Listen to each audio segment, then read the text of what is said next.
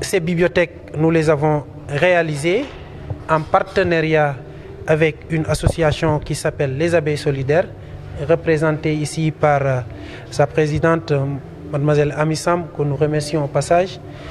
Les remerciements vont au-delà de sa personne et recoupent toute l'équipe, en tout cas avec laquelle elle travaille.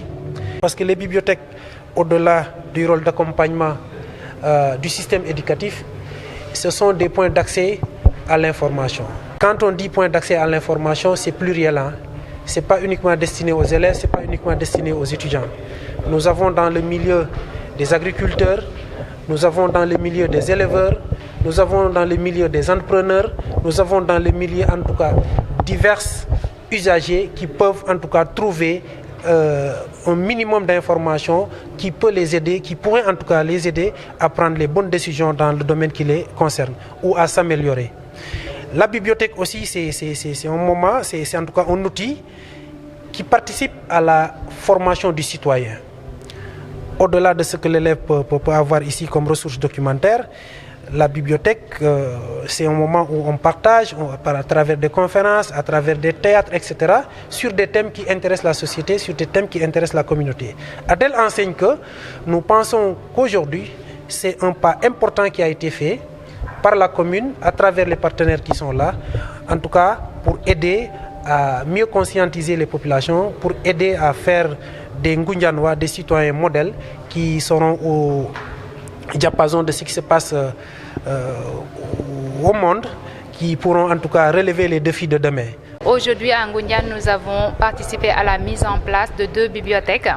Donc une qui est au niveau de Ngoundiane Centre et une autre qui est celle-ci, qui est dans un village un peu plus à l'intérieur de Ngoundiane, qui est Diak. Quand on regarde à l'intérieur du Sénégal, c'est-à-dire dans les zones rurales ou dans les zones défavorisées, il y a beaucoup d'endroits où il n'y a pas de bibliothèque. Les seules bibliothèques qui existent aujourd'hui, on peut dire que c'est au niveau de l'Institut français, de l'Institut Goethe et au niveau des universités, ou bien quelques bibliothèques au niveau des écoles. Il n'y a pas de bibliothèque municipale. Et donc nous, ce qu'on a voulu, c'est tout simplement de doter toutes les municipalités d'une infrastructure ou bien même d'une bibliothèque qui pourrait permettre tout simplement à toute la population de se rencontrer, et que ça soit plus qu'une bibliothèque, mais plus un centre de ressources où les gens pourront se rencontrer pour échanger sur différents thèmes. Le niveau des élèves, je pense qu'il est variable. Selon est-ce qu'ils lisent ou non, mais en tout cas en ce qui concerne certaines zones où il y a des bibliothèques, on voit qu'il y a, en tout cas, il y a une certaine différence.